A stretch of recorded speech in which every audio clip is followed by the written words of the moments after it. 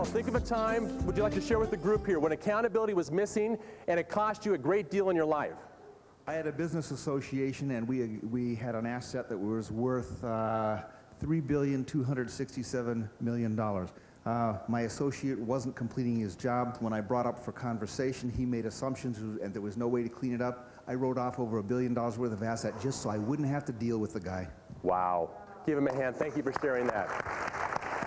Wow, so you can see that accountability can cost us all a lot in our lives if we don't find a way to clean it up and become more effective at the way that we use our language and our listening and our agreements. What I find most companies that are missing when I work with them is they don't define their goals and they don't define their roles. That's what's missing out there with people. So what I want you to do today is I want to start with accountability in your own life to this course right now. There's 7 points we're going to cover today in accountability, and the first one is how we co-create our reality. We don't realize how much we're affecting the world out there, how we're generating the world out there. Over 90% of perception is by our own projections. We project reality constantly, and we don't even know that we do it. So that's what it's so important about, that if you can get that you're co-creating your reality, and actually you're creating your own experiences, because the events that happen outside of you are just events. There's no meaning on those events until you bring them into your own experience. Reminds me of a guy that, a friend of mine who's a doctorate in organizational development, was out at a gym and he was getting ready to jump on a treadmill, and a gentleman walked right up on the treadmill, got on the treadmill, and stepped right in front of him and started walking on the treadmill. And he said he was so upset. He's sitting there standing, smoking, you know, in his own emotions of feelings of being hurt and angry and all that. And finally he goes up to the guy and he says, "Excuse me." And the guy happens to turn around like this and go, oh, pardon me, did I take your treadmill? The guy was blind in his right eye. He never saw him. And he had all this story about this guy and how bad he was and how he wasn't a great person and all these other things that went along with it, because he thought the guy saw him and he didn't. And that happens to us every day. How many things are you deleting, distorting, and generalizing every day? I've had 3 pencils in 2 years before looking for another pencil. Have you had that happen before? I've had keys sitting on a table in front of me and couldn't see them because my RAM, you get it, was full. I couldn't get any more. You know, my RAM was full, my hard drive's okay, but my RAM was totally full. So that's why we want to look at how we co-create reality. The next one is being accountable to your vision. I want you to get to know your vision in your heart, in your gut. You all have a vision, and a vision provides a powerful context in which to live your life from. And if you don't have that vision, you haven't clarified, you haven't dug deep enough. You got to get in there and look where the juice is in your own heart about your company. Can I borrow this for a second? This is your vision.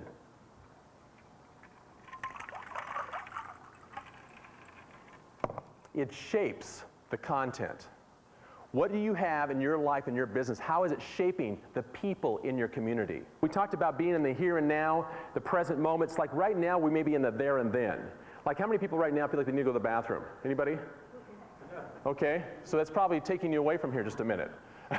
You may want to go real fast. How many people are hungry? How many people's backs are hurting? Okay, these are things that happen that take us out of the here and now and put us back in the there and then and keep us like there's this wall between you and me because you're sitting in your considerations. So the wants, I want you to write these 2 things down. I want you to write down what are the wants that you want, and then look at the considerations and the concerns that are getting in the way of the wants that you want. The next one is how to be accountable to your speaking. You see, assessment's a declaration. It's how you create things, you create people around with your speaking. And assessment is, I declare that Sally's stubborn. Or I could say, I declare, hey, did you know S is an incredible human being? And so we assess. To me, people want to be connected, and people want to live harmoniously. It just happens to be that we're fighting so much with each other around one-upmanship, trying to be more powerful or to make sure that we're okay, that we're known, that we're not some little blob down here, so we got to raise ourselves up by gossiping. And gossiping is an assessment. If you want to develop a relationship to gossip, have you ever had that happen? You say, oh, there's nothing to talk about. Let's talk about Julie over here. Oh, yeah, okay, I heard about her partner last time, too, and she was doing this and she was doing that. And oh, yeah. But instead of lifting Julie up and saying, you know, I had Julie the other day. Man, she is one powerful human being. She's brilliant. That's what gossip can do if it's on the positive side. It's breeding success. It's breeding the dreams and the joys and the fulfillment that you have for yourself and others, that commitment you have towards each other. So your speaking is very powerful. I had a perfect example. Last night we went to a little Chinese food down the road, a place down the road here, and I asked for barbecue pork. Someone want to share what barbecue pork is? Find somebody who wants to share barbecue pork. If you ordered barbecue pork today, how would it show up for me? Can you just give me an idea how it would show up? Shredded pork. Like sliced pork? Yeah, sliced pork, shredded. And would there be anything on it? Barbecue sauce. On the outside or all over it? Or? All over it. All over it. Okay, what else would be with that? A bun. A bun? You know, I put it on a hamburger bun with barbecued pork, French fries, baked beans. Whoa! That's a total different kind of barbecue pork. Thank you very much for the example. Give her a hand. She says something totally different than what I was thinking. Totally different. I was imagining slices of barbecue pork laying on a plate all on top of each other with hot mustard sauce and a little red sauce and some sesame seeds to eat it with. That's what I was imagining, right? And you do the same thing with your agreements. You think you know, when you're asking someone to support you on a vision team, you've got an idea what that looks like. But let me tell you, don't second guess the thought that maybe you're off. Maybe they have a whole different idea of what it is to be on your vision team. The other one is how to be accountable to your words. What I want you to do is I want you to think of a place here in your life right now where you've made a little mess. Think of a time, a significant agreement that you made with somebody and that you broke in your life, okay? You got a little mess, kind of a little doggy mess, you know, it's a little poodle mess, it's not a German Shepherd mess, okay? And I've had German Shepherds, believe me. In the middle of the night, you walk into the bathroom, you go slide across the floor, you go, whoa, what was that? And what did it cost you?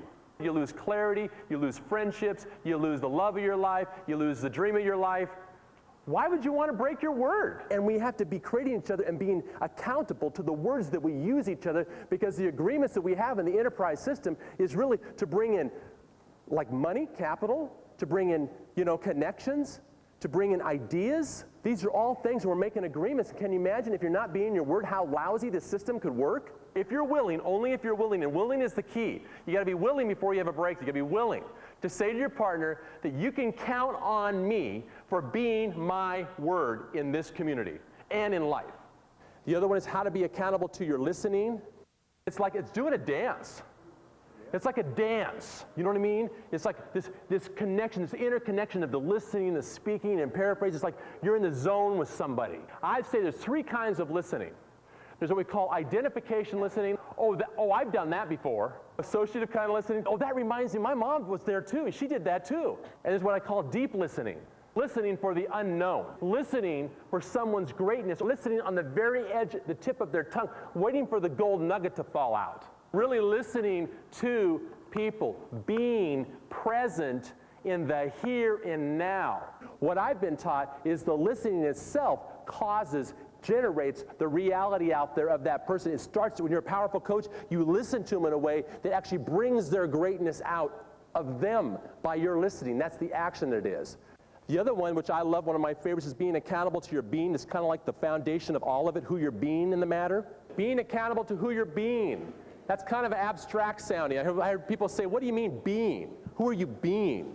But that's a real common thing. People wake up and they know what they're going to wear. They look for what they're going to wear. I got to look good today, right? But how many of you actually take time? I want you to really be honest about it. Raise your hand if you really take time about choosing who you're going to be. Do you get up in the morning and choose, I'm going to be courageous today in my fear? A person who's magnificent as far as supporting other people around me. I'm going to be that my work and my vision is something that's going to make a huge difference in the world. So when I call that investor, I'm going to be somebody who that my vision lives in me, and I'm being that vision, and it sounds like it when it goes over the phone, and the presence of my vision and what I have to offer comes through me when I'm sitting in front of that investor. How many people really choose who they're going to be? What are my concerns? Tells you a little bit who you're being at the time. And what's my intentions? And look at that, and I guarantee you will produce more results than you ever thought when you start to be cognizant of what you're choosing to be at that time. I want to thank you for your magnificence and your commitment to each other here, and your commitment to your dream and your life. It touches my heart. That's why I do this for a living. It brings joy to me to see people reaching for their dreams out there, and I want to thank you for letting me be a part of it.